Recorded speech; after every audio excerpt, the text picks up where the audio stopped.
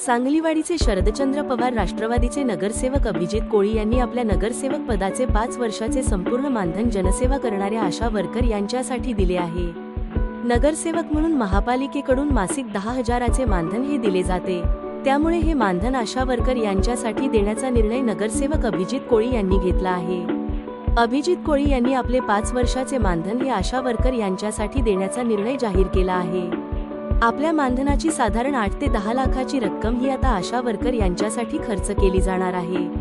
नगरसेवक अभिजित कोळी यांच्या या सेवाभावी वृत्तीचे राष्ट्रपती शरदचंद्र पवार गटाचे नेते जयंत पाटील यांनीही कौतुक केले आहे। तर ज्या घटकांना गरज आहे अशा घटकांना माझ्याकडून ही छोटीशी मदत मी करत आहे, असे नगरसेवक अभिजित कोळी यांनी स्पष्ट करत सर्वांनी अशा घटकांना मदत करावी असे आवाहनही त्यांनी केले आहे।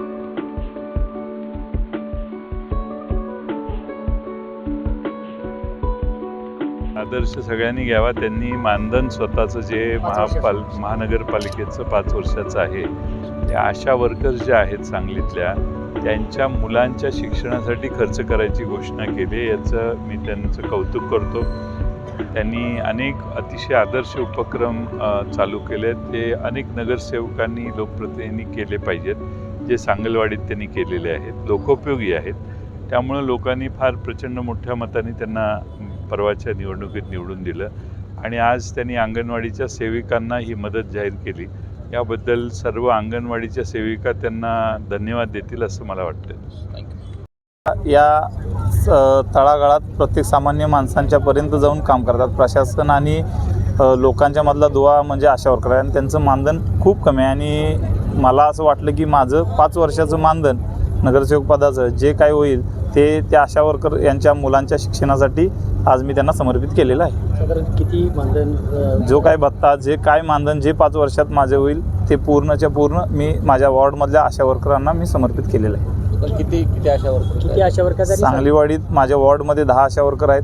10,000 रुपये मानधन भत्ता वगैरे धरून एक साधारण 8 ते 10 लाख रुपये माझे 5 वर्षाचं जे मानधन आहे ते मी त्या आशा वर्करांच्या मुलांच्या शैक्षणिक खर्चासाठी समर्पित केले। सांगाल इतरही लोकप्रतिनिधी आहेत अशा प्रकारच्या भावना मनामध्ये त्यांनी घ्याव्यात असं वाटतं? समाजात असे काही घटक आहेत जे लोकांसाठी काम करतात आणि खूप कमी पैशात काम करतात। तसाच प्रकार म्हणजे महापालिकेच्या क्षेत्रात आशा वर्कर त्यांची मागणी भरपूर आहे प्रशासनाकडे की मानधन वाढवायची आणि खूप कमी मानधनवर खूप जास्त काम करणाऱ्या त्या महिला आहेत।